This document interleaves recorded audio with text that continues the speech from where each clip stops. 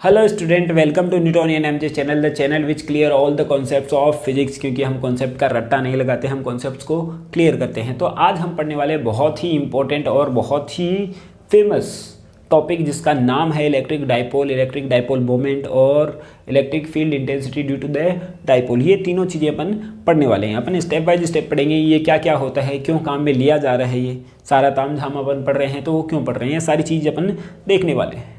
ठीक है, तो सबसे पहले अपन देखते हैं इलेक्ट्रिक डाइपोल। तो इलेक्ट्रिक डाइपोल क्या होता है? तो इलेक्ट्रिक डाइपोल क्या होता है कि दो सेम मैग्नीट्यूड के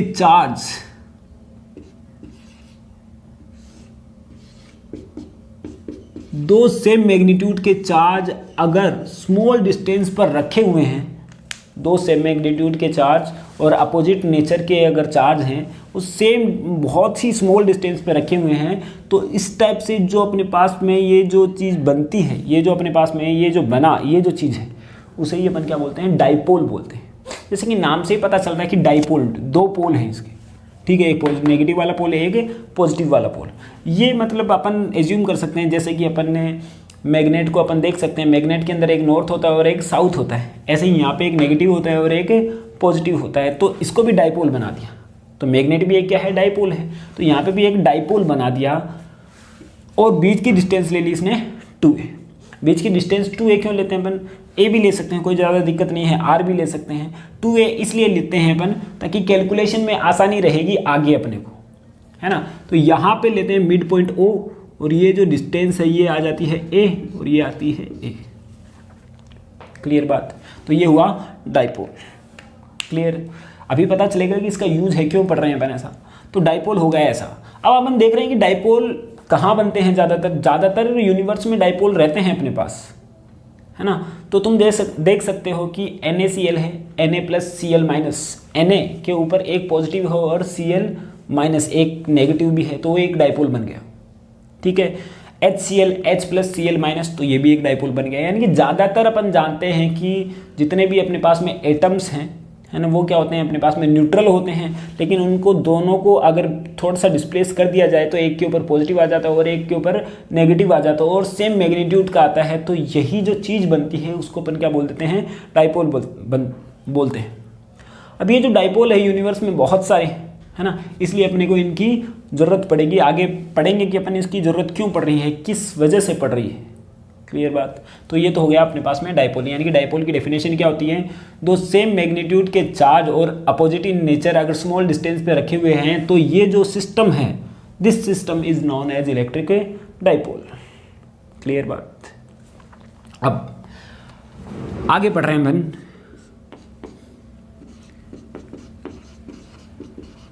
इलेक्ट्रिक डाइपोल मोमेंट।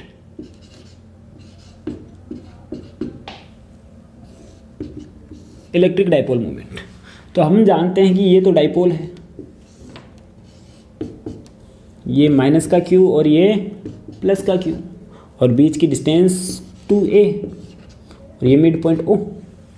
ये तो क्या हुआ? डाइपोल, इलेक्ट्रिक डाइपोल, ये जो सिस्टम है। तो अब डाइपोल मोमेंट, इसको डिनोट किया जाता है P से। डाइपोल मोमेंट क्या होता है? डाइपोल मोमेंट की जो डेफिनेशन है वो अपने को बताती है कि किसी डाइपोल का एक चार्ज का मैग्नीट्यूड और उसके जो बीच की जो डिस्टेंस है उसका जो प्रोडक्ट आता है, उससे ही हम क्या बोलते हैं? इलेक्ट्रिक डाइपोल मोमेंट बोलते हैं। देखो, इलेक्ट्रिक डाइपोल मोमेंट की डेफिनेशन ये बताती है अपने को, अपने पास में एक डाइपोल है ना, उसके किसी भी एक चार्ज का मैग्नीट्यूड और जो बीच की डिस्टेंस है, उन दोनों का जो प्रोडक्ट होता है वही क्या होता है? अपने पास में इलेक्ट्रिक डाइपोल मोमेंट होता है। अब यहाँ से अपन देख रहे हैं कि ये एक वेक्टर क्वांटिटी है, एक ऐसी क्वांटिटी है, वेक्टर है, जिसकी डायरेक्शन जो होती है -Q टू Q होती है, -Q टू +Q। और यूनिट क्या आएगी इसकी? देखो, कूलॉम इंटू में मीटर, कूलॉम इंटू में मीटर। डायमेंशन क्या आएगी बोलो? कूलॉम। ये तो आएगी अपने पास में, कूलॉम की क्या होती है? A1 T1 L1। ये आ गई अपने पास में इलेक्ट्रिक डाइपोल मोमेंट। अब देखते हैं ये कैसे डेफिनेशन ज़रूरत दी इन्होंने और क्यों पढ़ रहे हैं अपन, किस वजह से ये नई फिजिकल क्वांटिटी को इंट्रोड्यूस किया इन लोगों ने, ये भी अपन देख रहे हैं क्या ज़रूरत पड़ गई इसकी। तो एक चीज़ देखो, है ना, इसको मैं एक एग्जांपल की हेल्प से समझाने की कोशिश करूँगा कि इस जो ये जो नई फिजिकल क्वांटिटी आई है अपने पास में, इसकी ज़रूरत क्या पड़ गई। तो मान लेते हैं अपन एक डाइपोल है यहाँ पे, ये -q है और ये ले लिया अपन ने +q, ठीक है। इलेक्ट्रिक फील्ड ये रहा, यहाँ पे इलेक्ट्रिक फील्ड के अंदर अपन ने इसको रख दिया, ठीक है। ये फर्स्ट कंडीशन है। सेकेंड कंडीशन में लेता हूं कि यहाँ पे ये इलेक्ट्रिक फील्ड है, यहाँ पे चार्ज ले लिया -2q और ये ले लिया मैंने प्लस का 2q, ठीक है बात। ये सेकेंड कंडीशन। थर्ड कंडीशन में लेता हूं मैं, मान लिया ये इलेक्ट्रिक फील्ड है, यहाँ पे एक डाइपोल है, यहाँ पे 3q है, -3q, यहाँ पे +3q, बीच की डिस्टेंस सबकी अलग अलग है। ये डिस्टेंस 2a1 है, ये डिस्टेंस 2a2 है, यहाँ पे ये डिस्टेंस 2a3 है। तो अब इनके अंदर टॉर्क कितना होगा, यानी कि इसका इफेक्ट कितना होगा। डाइपोल मोमेंट का मतलब क्या है, इफेक्टिवनेस, इसका इफेक्ट कितना होगा, ठीक है। अब पहले तो अपने को देखना है किस चीज़ का इफेक्ट है ना, तो वो इफेक्ट क्या है सबसे पहले वो अपने को देखना है ना। अब देखो यहाँ पे अगर ये इलेक्ट्रिक फील्ड लाइंस इधर से इधर आ रही हैं तो यानी कि यहाँ पे तो कोई पॉजिटिव है तभी तो आ रही है इससे, और यहाँ पे क्या है, नेगेटिव है। तो यहाँ पे कोई पॉजिटिव चार्ज है, ये भी कोई पॉजिटिव चार्ज है, यानी कि यहाँ पर क्या लग रहा है, एक इधर फोर्स लगेगा, क्लियर बात। और यहाँ पे ये नेगेटिव है और यहाँ पे ये पॉजिटिव है, यानी कि इधर फोर्स लगेगा, एक लगेगा, यानी कि ये लगा F1, ये लगा F1। तो यहाँ पे F1 कितना आएगा, QE, क्योंकि E बराबर F अपॉन में Q by the definition of electric field intensity, E बराबर F अपॉन में Q, तो F1 बराबर कितना आएगा, QE, है ना, QE, ये तो कैपिटल QE ले लेता हूँ मैं यहाँ पे। तो ये आया, लेकिन टॉर्क कितना आता है, तो 1 फोर्स इंटू में डिस्प्लेसमेंट, तो फोर्स तो कितना है, QE इंटू में डिस्प्लेसमेंट, बीच की जो डिस्टेंस वो कितनी है, 2a1, क्लियर बात। ऐसे ही अगर मैं यहाँ पे F2 निकालूं, तुम देखोगे यहाँ पे पॉजिटिव चार्ज है, यहाँ पे नेगेटिव है, तो यहाँ पे 2q है, यहाँ पे q है, तो फोर्स दोनों का बढ़ गया ना, तो यानी कि इधर फोर्स लगेगा, फोर्स तो इधर ही लगेगा ये F2, लेकिन ज़्यादा लग रहा है ये क्या है, मोर इफेक्टिव है, क्या है, मोर इफेक्टिव, यानी कि यहाँ पे ये इधर ज़्यादा लगेगा। तो यानी कि क्या हुआ, अब यहाँ पे ये ज़्यादा लग रहा, तो ये क्या हुआ, टॉर्क जनरेट करेगा ना, ऐसे ही तो जनरेट कर रहा है, ये ऐसे ही तो जनरेट कर रहा है। देखो यहाँ पे है ये, एक तो फोर्स लग रहा है इस साइड में, एक लग रहा है इस साइड में, तो यानी कि ये ऐसे रोटेट करा अपने ही जगह पर, ठीक है। तो ये F1 फोर्स से कर रहा है और ये क्या करेगा, F2 फोर्स से, यानी कि F2 की वैल्यू F1 से ज़्यादा है, मोर इफेक्टिव है ये।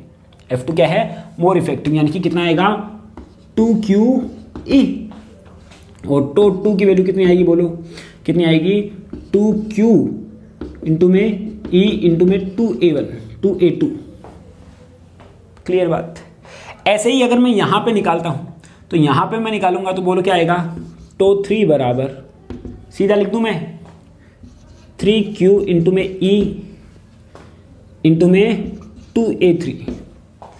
तो यानी कि यहाँ पे अपन देख रहे हैं कि तीनों कंडीशन के अंदर यानी कि सेम अपन ने इलेक्ट्रिक फील्ड दिया है, तो टो 1 अलग आ रहा है, टो 2 अलग आ रहा है, टो 3 अलग आ रहा है, यानी कि जो टॉर्क आ रहा है वो सबका अलग अलग है, लेकिन तीनों में एक कॉमन चीज सेम है, क्या है, वो है E की वैल्यू सेम है, E की वैल्यू क्या है, सेम। यानी कि ये जो टॉर्क डिपेंड कर रहा है वो किस पे डिपेंड कर रहा है, एक तो चार्ज पर और बीच की जो डिस्टेंस पर, एक तो चार्ज पे डिपेंड कर रहा है, बीच की डिस्टेंस पे। यहाँ पे भी देख लो, इसका चार्ज, डाइपोल का चार्ज और बीच की डिस्टेंस, यहाँ पे भी तुम देख रहे हो डाइपोल का चार्ज और यहाँ बीच की डिस्टेंस, यानी कि ये तो चार्ज है और ये क्या है, डिस्टेंस है, डिस्प्लेसमेंट बोलूँ तो ज़्यादा बढ़िया है।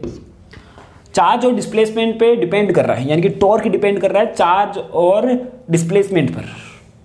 ठीक है कि नहीं? इसका मतलब क्या हुआ, जिस डाइपोल का चार्ज ज़्यादा होगा और बीच की जो डिस्टेंस ज़्यादा होगी वहाँ पे टॉर्क ज़्यादा जनरेट होगा, यानी कि ये क्या है, मोर इफेक्टिव है। यानी कि डाइपोल मोमेंट इसी इफेक्ट को शो कर रहा है, डाइपोल मोमेंट जो है इसी इफेक्ट को शो कर रहा है। यानी कि इसलिए यहाँ पे चार्ज और डिस्प्लेसमेंट को लेकर एक नई फिजिकल क्वांटिटी को जनरेट कर दिया और जिसका नाम दे दिया अलग से इलेक्ट्रिक डाइपोल मोमेंट। यानी कि ये अपने को सीधा पता चल जाए तो अपन बता सकते हैं कि किसके अंदर टॉर्क ज़्यादा होगा।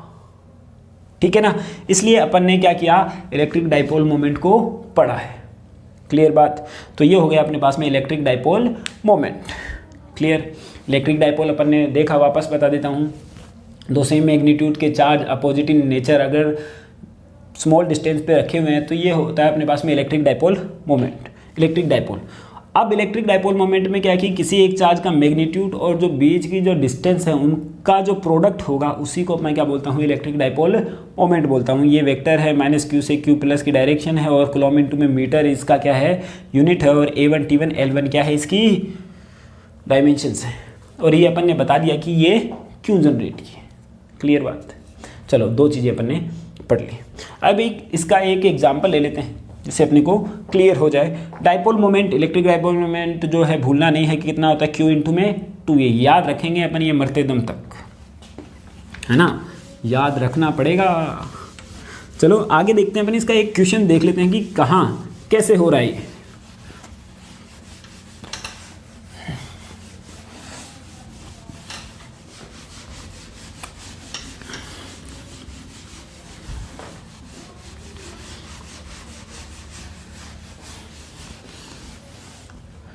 देखते हैं एग्जाम्पल नंबर फर्स्ट।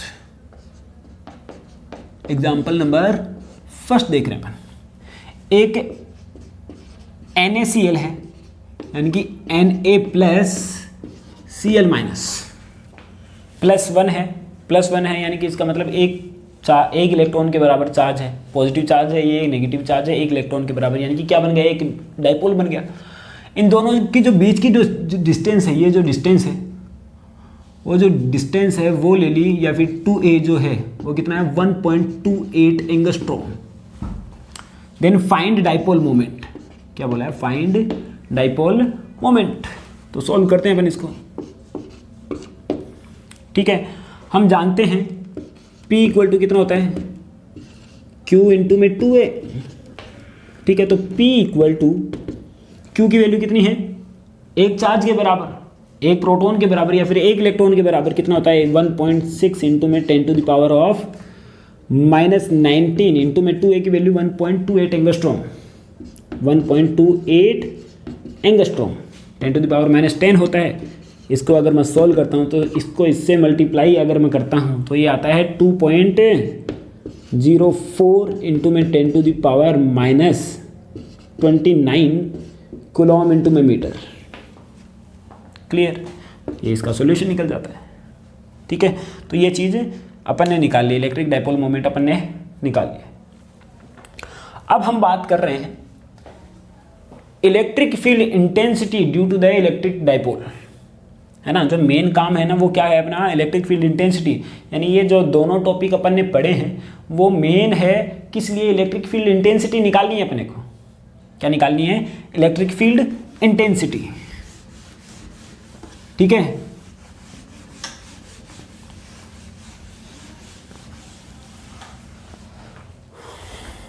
देखते हैं कैसे निकालेंगे अपन electric field intensity.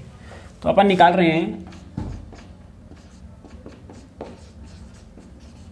Electric field intensity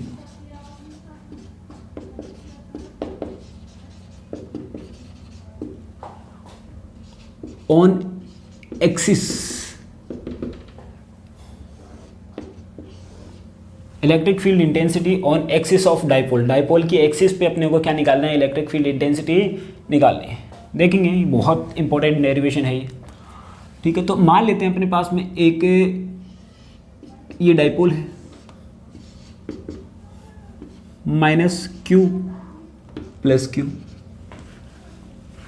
ठीक है, सेम चार्ज होना चाहिए और जो बीच की जो डिस्टेंस है वो मान ली 2a है।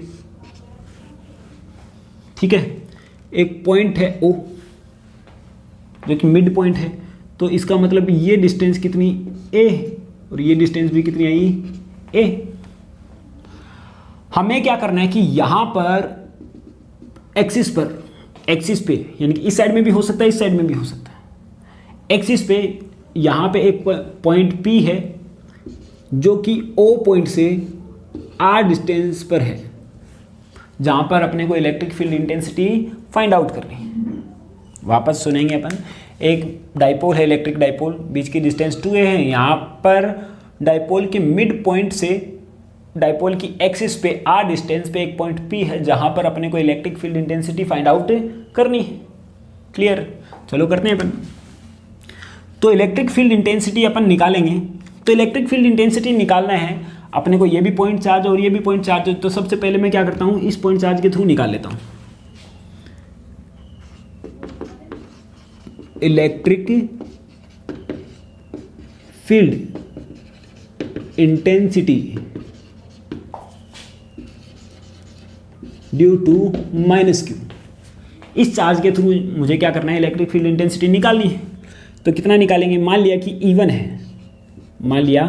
इवन है, तो इलेक्ट्रिक फील्ड इंटेंसिटी निकालने का फॉर्मूला तो अपने पास को पता ही है, क्या है अपने पास में, E इक्वल टू KQ/R²। और डायरेक्शन निकालने के लिए अपन ने बताया है कि जहाँ पे भी अपने को इलेक्ट्रिक फील्ड इंटेंसिटी निकालनी है, वहाँ पे मैं क्या करूँगा, पॉजिटिव चार्ज को एज्यूम कर लूँगा ताकि उसकी डायरेक्शन आ जाए। तो यहाँ पे अपन ने क्या किया, डायरेक्शन निकालने के लिए यहाँ पे पॉजिटिव चार्ज लिया, तो यहाँ पे ये नेगेटिव है, तो ये नेगेटिव इसको क्या कर रहा है, अट्रैक्ट कर रहा है। यहाँ पे इसको A दे देता हूँ नाम, इसको B दे देता हूँ, ये इसको क्या करेगा, अट्रैक्ट करेगा, यानी कि E1 की डायरेक्शन तो आएगी इधर, वो आएगी। ठीक है, क्या होगा, KQ/R², KQ डायरेक्शन शो कर दी तो अपने को नेगेटिव लगाने की जरूरत ही नहीं है, अपॉन में R का मतलब यहाँ से यहाँ तक की डिस्टेंस, इसके थ्रू मुझे यहाँ पे निकालना है, तो इसकी डिस्टेंस कितनी है, AP का स्क्वायर।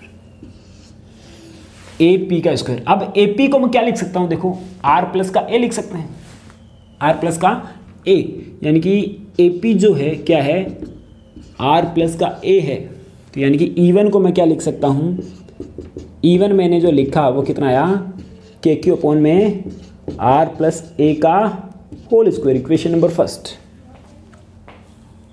ठीक है बात। सिमिलरली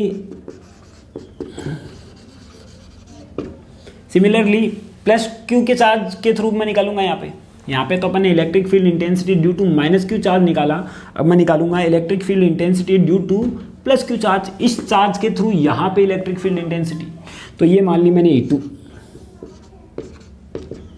E2 कितना आएगा, KQ/R²। लेकिन डायरेक्शन निकालने के लिए मैं क्या करूँगा, यहाँ पे पॉजिटिव चार्ज को एज्यूम करूँगा, तो यहाँ पे पॉजिटिव है, ये भी पॉजिटिव है, इसको क्या करेगा, रिपेल, यानी कि E2 की डायरेक्शन आ गई इधर।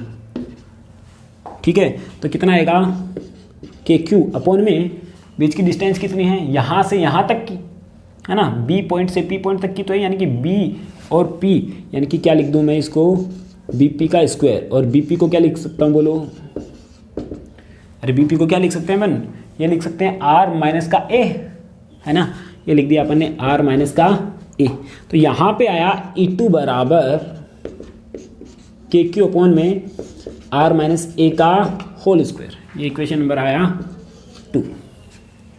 ठीक है, तो इसके ऊपर रिजल्टेंट निकाल सकता हूँ। अब क्या आएगा, एक इलेक्ट्रिक फील्ड इंटेंसिटी इधर है, दूसरी इधर है, जो बड़ी होगी उसमें से मैं क्या करूँगा, छोटी को घटा दूंगा और डायरेक्शन आ जाएगी। अब अपने को देखना है कि इसमें से E1 बड़ा है या E2 बड़ा है, ठीक है कि नहीं। तो KQ दोनों में सेम है, लेकिन नीचे वाली क्वांटिटी इसकी ज़्यादा है, तो यानी कि ये क्या है, स्मॉल है इसके कंपेरिजन में। ठीक है, तो यहाँ पे ये स्मॉल है और ये क्या है अपने पास में, इसकी वैल्यू हाई है, यानी कि मैं क्या कर सकता हूँ कि जो रिजल्टेंट आएगा EP जो आएगा कितना लिख सकता हूँ मैं, E2 माइनस का E1, इसमें से ये घटाऊंगा तभी तो ये आएगा अपने पास में, तो E2 माइनस का E1 मैं कर देता हूँ यहाँ पे।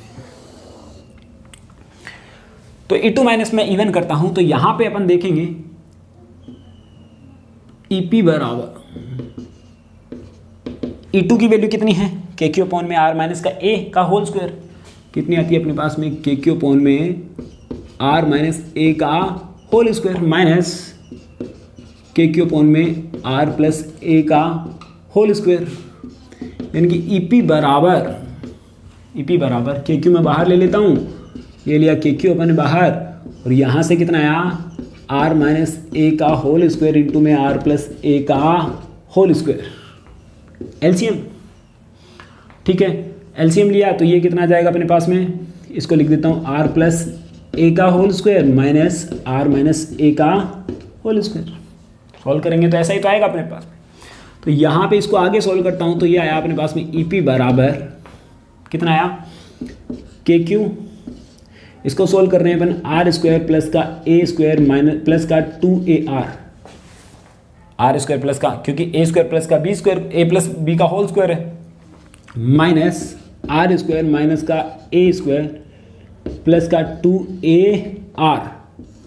अपॉन में क्या आएगा, ये a माइनस बी इंटू में a प्लस बी है तो कितना आएगा ए स्क्वायर माइनस का नहीं आर स्क्वायर माइनस का A square, R square minus का ए स्क्वायर का भी whole square, a minus B into में a प्लस बी कितना होता है ए स्क्वायर माइनस का बी स्क्वायर, तो आर स्क्वायर माइनस का ए स्क्वायर और ऊपर से होल स्क्वायर हो रहा है तो ये भी लग गया।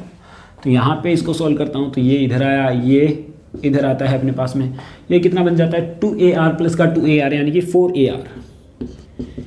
ईपी बराबर क्या लिख सकता हूँ मैं, के क्यू इंटू में 2 इंटू में 2ar, 4ar को मैं 2 इंटू में 2ar लिख सकता हूँ। ठीक है, इसका रीज़न है क्यों कर रहे हैं अपन ऐसा, और यहाँ पे मैं आर स्क्वायर कॉमन ले लेता हूँ तो आर स्क्वायर कॉमन लूंगा तो इसका स्क्वायर भी कॉमन आएगा यानी कि आर की पावर 4, और यहाँ पे कितना आएगा अपने पास में 1 माइनस का ए स्क्वायर अपॉन में आर स्क्वायर का होल स्क्वायर।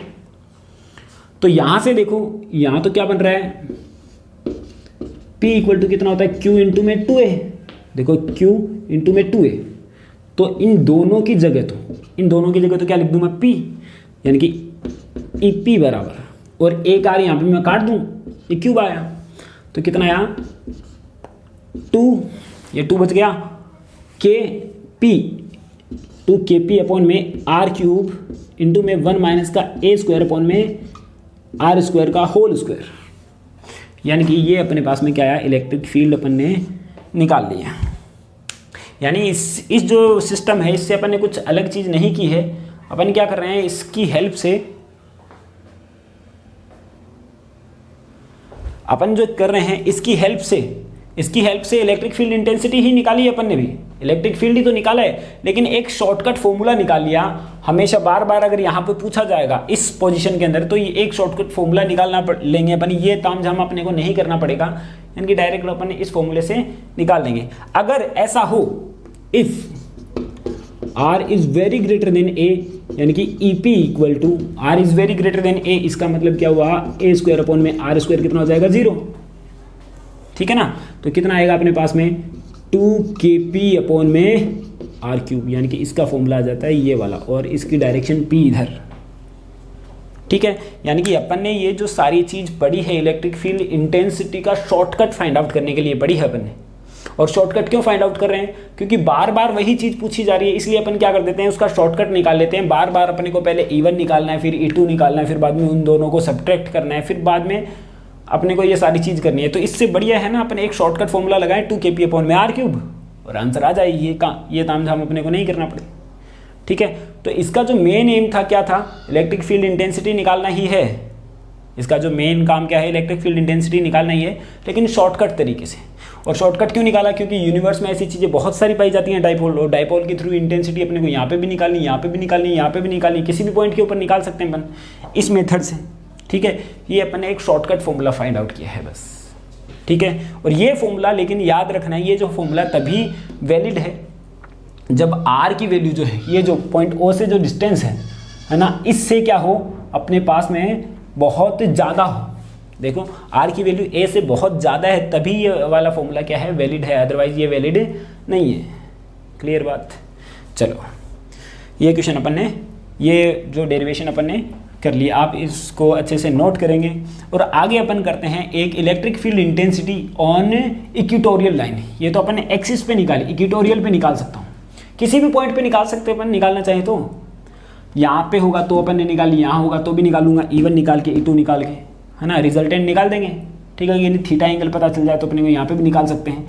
लेकिन ज़्यादातर जो चांसेज होते हैं ना इनके अंदर, यहाँ पे पूछा जाता है या फिर इक्वेटोरियल पे पूछा जाता है, यानी कि शॉर्टकट तो अपन दो ही चीज़ों का निकाल रहे हैं, एक तो यहाँ पे निकालने वाले का और एक यहाँ पे निकालने वाले का। चाहे तो अपन यहाँ पे भी निकाल सकते हैं इलेक्ट्रिक फील्ड इंटेंसिटी, ठीक है, लेकिन यहाँ पे अपन फॉर्मूला जनरेट नहीं करेंगे। निकाल सकते हो तुम इवन इससे E2 इससे, बाद में रिजल्टेंट निकाल देना उसका, लेकिन इसके लिए फॉर्मूला मैं जनरेट नहीं करूँगा क्योंकि कितने फॉर्मूले अपन याद रखेंगे। इसलिए जो ज़्यादातर क्वेश्चन पूछे जाते हैं, जो मोस्टली क्वेश्चन पूछे जाते हैं, उसके लिए अपन शॉर्टकट निकाल रहे हैं। एक तो यहाँ पे एक्सिस पे और इक्वेटोरियल पे पूछा जाता है, इसलिए अपन क्या करते हैं, इन्हीं की डेरिवेशन कर रहे हैं और शॉर्टकट फॉर्मूला निकाल रहे हैं, क्योंकि ज़्यादा फॉर्मूले भी अपने को याद नहीं करने, ठीक है ना। चलो एक आ गया अपने पास में। अब अपन निकाल रहे हैं electric field intensity on equatorial line. ये तो अपन ने निकाली एक्सिस पर, अब निकाल रहे हैं अपन इक्वेटोरियल लाइन पर।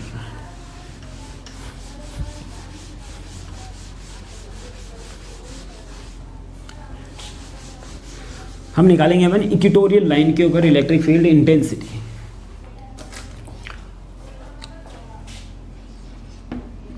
इक्वेटोरियल लाइन पे अपन निकालने वाले हैं, ठीक है। अब मान लेते हैं वापस वही काम अपने पास में, एक क्या है माइनस क्यू चार्ज है यहाँ पे, ये ए है, और यहाँ पे एक ले लिया अपन ने ये बी, इसके ऊपर प्लस क्यू चार्ज है, तो ये क्या बन गया, एक डाइपोल। तो बीच की जो डिस्टेंस है वो कितनी है, 2a है। मिड पॉइंट क्या है, O है। इस मिड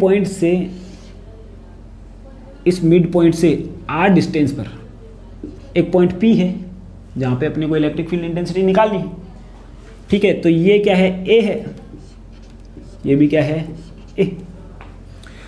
तो देखते हैं, वापस वही काम करेंगे, है ना। तो हम देख रहे हैं ये अगर electric field intensity on point P due to minus Q, electric field at P due to minus Q, इस चार्ज के थ्रू निकाल रहे हैं अपन। तो जहाँ पे भी इलेक्ट्रिक फील्ड इंटेंसिटी अपने को निकालनी है वहाँ पे अपन क्या करते हैं, पॉजिटिव चार्ज को एज्यूम करते हैं। तो यहाँ पे पॉजिटिव चार्ज है तो पॉजिटिव, और ये नेगेटिव इस पॉजिटिव को क्या करेगा, अट्रैक्ट करेगा, यानी कि इसकी जो डायरेक्शन आएगी क्या आएगी, ई की इधर, और ये लेंथ मान ली मैंने L, ठीक है। तो यानी कि यहाँ पे कितना आएगा, E1 जो आएगा कितना आएगा, KQ/r², यानी कि KQ, R की वैल्यू कितनी है, L, बीच की जो डिस्टेंस है दोनों के बीच की कितनी आई, L²। क्लियर बात। अब मैं देखता हूं electric field due two plus Q charge के थ्रू निकालेंगे, ये इस चार्ज के थ्रू मैं निकालूंगा। तो यहाँ पे पॉजिटिव, यहाँ पे भी पॉजिटिव, ये क्या करेगा, इसको रिपेल करेगा, यानी कि E2 की जो डायरेक्शन आने वाली है वो ये आने वाली है, ठीक है। लेकिन E2 कितना आएगा, KQ/L², ये भी L ही तो होगा। तो एक चीज़ अपन देख रहे हैं कि दोनों का जो मैग्नीट्यूड है E1 और E2 जो है दोनों सेम ही है, दोनों का मैग्नीट्यूड क्या है, सेम है। E1 का मैग्नीट्यूड और E2 का मैग्नीट्यूड क्या है, सेम है, ठीक है। तो यहाँ पे अब देखते हैं ये एंगल थीटा है, ये भी एंगल थीटा है, तो रिजल्टेंट कैसे निकालें। अगर ये एंगल पता चल जाए अपने को तो रिजल्टेंट निकाल देंगे। यहाँ पे अगर ये एंगल पता चल जाए तो क्या निकालेंगे अपन, ये मान लिया कि जितना भी एंगल आ जाए θ1 आ जाए, तो E1² अंडर रूट का E1² प्लस का E2² प्लस का 2E1A2 cos θ1, लेकिन एंगल का भी पता नहीं है अपने को। तो मैं क्या करता हूँ, ये जो एंगल है मैं मान लेता हूँ कि ये इसके कंपोनेंट में डिवाइड कर लेता हूँ इसको। ये जो थीटा है तो यहाँ पे इलेक्ट्रिक फील्ड इधर है, यहाँ पे इलेक्ट्रिक फील्ड इधर आ रहा है, दो कंपोनेंट बनेंगे E1 के, एक वाला कंपोनेंट तो बनेगा ये वाला, एक वाला बनेगा ये वाला, क्योंकि ये थीटा है तो ये तो क्या बनेगा, E1 cos θ, और ये E1 है sin θ। देखो इस पॉइंट के ऊपर, तो ये तो आ रहा है अपने पास में E1 cos θ, और ये है अपने पास में E1 sin θ। क्लियर है बात, ठीक है। ये तो अपन ने कर दिया। अब इसके थ्रू देख रहे हैं अपन, यहाँ पे जो लग रहा है इस पॉइंट के ऊपर, ये इधर लग रहा है, E2 इधर है इसी पॉइंट के ऊपर, तो इसके भी दो कंपोनेंट बनेंगे, एक तो ये वाला बनेगा और एक ये वाला बनेगा। तो ये थीटा है तो ये भी तो थीटा ही होगा, तो ये थीटा है, मतलब ये थीटा है, तो ये कितना आया, E2 कॉस थीटा और ये कितना आया E2 साइन थीटा, यानी कि इसके दो कंपोनेंट बने तो एक तो बनेगा ये वाला, ये तो आया है E2 साइन थीटा और ये आ रहा है अपने पास में E2 कॉस थीटा। ठीक है बात।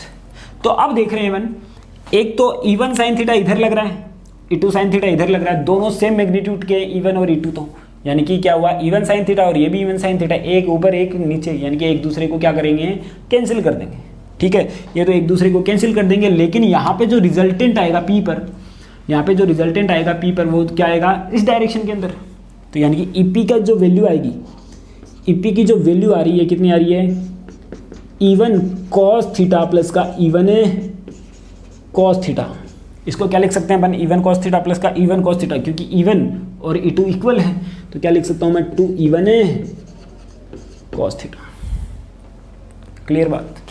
अब आगे इसको सोल्व करते हैं अपन, तो 2E1 cos थीटा है तो EP जो आ रहा है रिजल्टेंट, ठीक है, तो EP जो रिजल्टेंट आ रहा है वो कितना आएगा 2, E1 की वैल्यू कितनी है KQ अपॉन में L स्क्वायर, कितना आया KQ अपॉन में L स्क्वायर इंटू में cos थीटा यानी कि कितना होता है अपने पास में B अपॉन में H, तो B तो ये रहा, H ये रहा, इस ट्राइंगल के अंदर देखो B तो A और H की वैल्यू L, यानी कि कितना आया A अपॉन में L, तो यानी कि EP Q इंटू में 2A, ये तो सीधा बन रहा है Q इंटू में 2A, यानी कि P बन रहा है ये तो P इक्वल टू कितना होता है Q इंटू में 2A, तो यानी कि EP जो आया कितना आया KP अपॉन में L क्यूब, KP अपॉन में L क्यूब। लेकिन अपने को जो आंसर निकालना है वो R की फॉर्म में निकालना है, क्योंकि अपने को तो गिवन तो ये वैल्यू है R है ना, L गिवन नहीं है अपने पास में, गिवन ये है ना, तो अपने को आंसर निकालना है इसी की फॉर्म में निकालना है। ठीक है, तो अपन निकाल सकते हैं लेकिन R की फॉर्म में अपन देख रहे हैं कि तो L ये है, तो L स्क्वायर बराबर अपन जानेंगे L स्क्वायर बराबर कितना होगा R स्क्वायर प्लस का A स्क्वायर, यानी कि L बराबर under root of R square plus का A स्क्वायर का 1/2, अंडर रूट की जगह मैं 1/2 कर देता हूँ। अपने को वैल्यू किसकी निकालनी है L क्यूब की, तो क्यूब करूँगा इसका, तो L क्यूब बराबर कितना आएगा R स्क्वायर प्लस का A स्क्वायर की पावर 3/2। क्लियर। तो यहाँ पे मैं लिख देता हूँ EP बराबर कितना आया KP अपॉन में L क्यूब, ये आया R स्क्वायर प्लस का A स्क्वायर की पावर 3/2। तो EP बराबर वापस मैं क्या करूँगा R स्क्वायर को कॉमन लूँगा, तो R स्क्वायर को अगर मैं कॉमन लेता हूँ तो इसकी पावर 3/2 भी कॉमन आएगी। तो यहाँ पे क्या लिख रहा हूँ मैं KP अपॉन में R स्क्वायर कॉमन, तो इसकी पावर आई 3/2 भी कॉमन, और ये आएगा 1 प्लस का A स्क्वायर अपॉन में R स्क्वायर की पावर 3/2, तो 2 से तो 2 गया ये, तो EP बराबर कितना आया KP अपॉन में R क्यूब 1 प्लस का A स्क्वायर अपॉन में R स्क्वायर की पावर 3/2। वापस कंडीशन क्या आएगी, if R is very greater than A then A square upon में R स्क्वायर इक्वल टू कितना आएगा 0, यानी कि यहाँ पे 0, यानी कि EP की जो वैल्यू आने वाली है कितनी आएगी KP अपॉन में R क्यूब, वेक्टर फॉर्म में कितनी आएगी माइनस का KP अपॉन में R क्यूब। ठीक है, ये चीज़ समझ में नहीं है ये वाली, यहाँ तक कोई दिक्कत नहीं है, यहाँ पे KP अपॉन में R क्यूब आ जाएगा, लेकिन माइनस क्यों आया वो मैं बता देता हूँ आप लोगों को, है ना। तो यहाँ पे देखो ये चीज़ अपन ने निकाल ली, यहाँ तक कोई दिक्कत नहीं है। ठीक है, यानी कि ये भी अपन ने एक फॉर्मूला निकाल लिया, जनरेट कर लिया यहाँ पे इलेक्ट्रिक फील्ड निकालने का। तुम चाहो तो यही मेथड एक नहीं है, अगर थीटा होता तुम अंडर रूट का E1 स्क्वायर प्लस का E2 square plus 2E1 E2 cos theta से भी अपन निकाल सकते थे, लेकिन वो अपने को मालूम नहीं था, इस वजह से अपन ये निकाली। एक शॉर्टकट फॉर्मूला अपन ने जनरेट कर लिया in form of electric dipole moment, यानी कि डाइपोल मोमेंट की फॉर्म में अपन एक फॉर्मूला एक शॉर्टकट जनरेट कर लिया इलेक्ट्रिक फील्ड इंटेंसिटी निकालने का। ठीक है कि नहीं, ताकि हम इक्वेशन को क्विकली कर सकें इसको। तो ये अपने पास आया। अब बात करते हैं डायरेक्शन। अपन जानते हैं कि इलेक्ट्रिक फील्ड क्या है अपने पास में, एक वेक्टर क्वांटिटी है, तो यहाँ पे भी वेक्टर प्रेजेंट करना पड़ता है, लेकिन जो डाइपोल मोमेंट है वो भी क्या है अपने पास में वेक्टर है, तो दोनों के ऊपर मैं वेक्टर लगा दूं, पर दोनों की डायरेक्शन, जो डाइपोल मोमेंट की डायरेक्शन तो -q से +q होती है, लेकिन इलेक्ट्रिक फील्ड की डायरेक्शन इधर आ रही है। तो अगर मैं इसको पॉजिटिव ले रहा हूँ तो इसको तो अपने को नेगेटिव लेना ही पड़ेगा ना। इसको मैं पॉजिटिव लेता हूँ तो इसको नेगेटिव लेना पड़ेगा, इस वजह से मुझे मेरे पास में क्या था माइनस का KP अपॉन में R क्यूब आता है। जबकि एक्स एक्सिस जो था माइनस क्यू और ये प्लस क्यू है, यहाँ पे पॉइंट पे निकाला था पी पर, तो यहाँ पे इसकी डायरेक्शन भी ये थी और यहाँ पे E2 बड़ा था, तो यानी कि रिजल्टेंट E की डायरेक्शन भी इधर ही थी। तो यानी कि यहाँ पे उस कंडीशन में अपने पास में दोनों ही कंडीशन में क्या आया था, पॉजिटिव आया था। यहाँ पे अपने पास में पॉजिटिव नहीं आएगा। अब यहाँ पे देखो कई लोग आर कैप कर सकते हैं, आर कैप लगा देते हैं, जो कि गलत है। अपन जानते हैं कि वो तो यूनिट वेक्टर होता है, जब अपने पास में कोई वेक्टर नहीं होता है तो यूनिट वेक्टर से अपन मल्टीप्लाई कर देते हैं ताकि उसकी डायरेक्शन को अपन डिनोट कर पाएँ, है ना, इस वजह से अपन करते हैं। लेकिन इस साइड में भी डायरेक्शन है, इस साइड में भी डायरेक्शन है अपने पास में, तो अपने को यूनिट वेक्टर लगाने की जरूरत पड़ेगी ही नहीं, है ना। तो ये चीज़ अपने पास में आई, electric field intensity on equatorial line due to the electric dipole. ठीक है, यानी कि आज अपन ने क्या पढ़ा, जो मेन दो डेरिवेशंस पढ़ी जिनकी हेल्प से अपन शॉर्टकट जनरेट करते हैं इलेक्ट्रिक फील्ड इंटेंसिटी का निकालने का। जब ये वाली कंडीशन आए तो बार बार मैं बता देता हूँ, ये तभी फॉर्मूला वैलिड है जब जो आर की वैल्यू है बहुत ज़्यादा बड़ी हो ए से, अदरवाइज ये फॉर्मूला वैलिड ही नहीं है। ठीक है ना बात, ठीक है। चलो आगे करते हैं, मैंने इसका एक क्वेश्चन करते हैं, उसके बाद में अपने को पता चलेगा।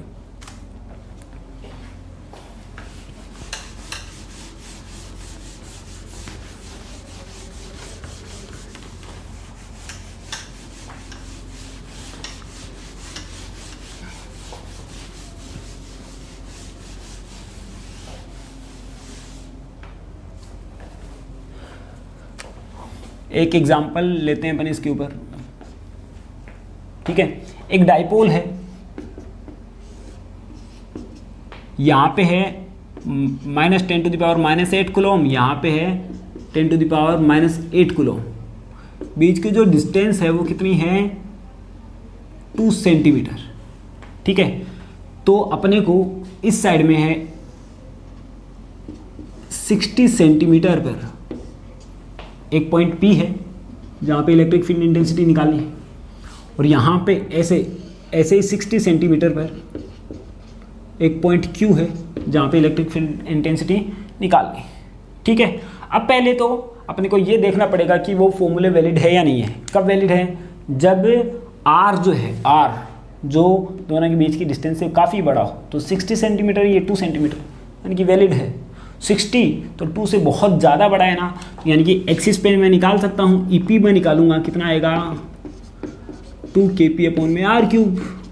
ठीक है, तो P की वैल्यू मैं निकाल सकता हूँ, P बराबर कितना होता है, Q × में 2 है। Q की वैल्यू कितनी है, 10⁻⁸ मैग्नीट्यूड लेते हैं अपन, पता है ना, इंटू में 2 है, बीच की डिस्टेंस 2 × में 10⁻⁻2। तो P की वैल्यू कितनी आई बोलो, 2 × में 10⁻⁻10 कूलम × में मीटर। ठीक है, तो यहाँ पे जो EP आएगा कितना आएगा, 2 × में K की वैल्यू कितनी है बोलो, 9 × में 10⁻9 × में 2 × में 10⁻⁻10 अपॉन में r³। R की वैल्यू कितनी है, ये 2 है, R 60 है, तो 60 × में 60 × में 60, ये मैं इसको सॉल्व कर सकता हूँ। ठीक है कि नहीं, यानी कि इसको अपन सॉल्व करेंगे और आंसर आ जाएगा, डायरेक्टली आंसर आ जाएगा। ठीक है, ऐसे ही अब यहाँ पे अपन ने आंसर निकाल लिया, तो यहाँ पे भी अपन आंसर निकाल सकते हैं। तो यहाँ पे जो आंसर आएगा उससे इसको मैं 2 से डिवाइड कर दूंगा तो यहाँ पे आ जाएगा, क्योंकि यहाँ पे एक्सिस पे आता है 2kp/r³, जबकि यहाँ पे कितना आता है kp/r³। जो भी आंसर आएगा उससे को अगर मैं 2 से डिवाइड कर दूंगा तो वही आंसर आ जाएगा। इसका कैलकुलेशन आप लोगों को करनी है, ठीक है कि नहीं। यहाँ पे kp/r³ आ जाएगा, यानी कि यहाँ पे ये 2 नहीं आएगा अगली कंडीशन में, ठीक है कि नहीं। यानी कि EQ जो आने वाला है कितना आएगा, 9 × में 10⁻9 × में 2 × में 10⁻10 अपॉन में 60 का क्यूब, 60 × में 10⁻2 का क्यूब।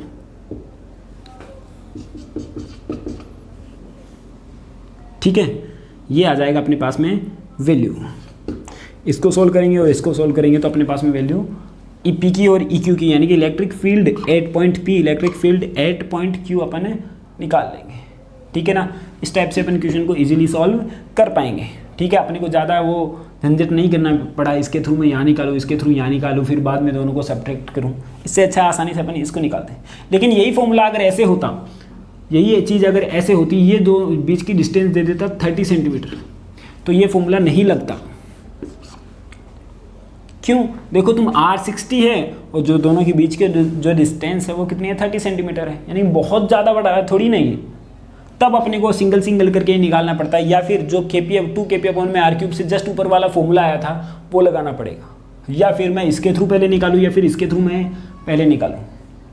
क्लियर है बात। फिर बाद में अपन क्या कर सकते हैं, इसको सॉल्व कर सकते हैं। आई होप कि आप लोगों को ये आज वाला जो टॉपिक है जो कि बहुत इंपॉर्टेंट था वो समझ में आया होगा। अपन जो इलेक्ट्रिक फील्ड इंटेंसिटी निकाली है अपन ने इलेक्ट्रिक डाइपोल के थ्रू, बहुत ही इंपॉर्टेंट है और इसके क्वेश्चन भी आप लोगों को समझ में आए होंगे। ठीक है, चलो पढ़िए इसको और best of luck. Thank you, have a nice day.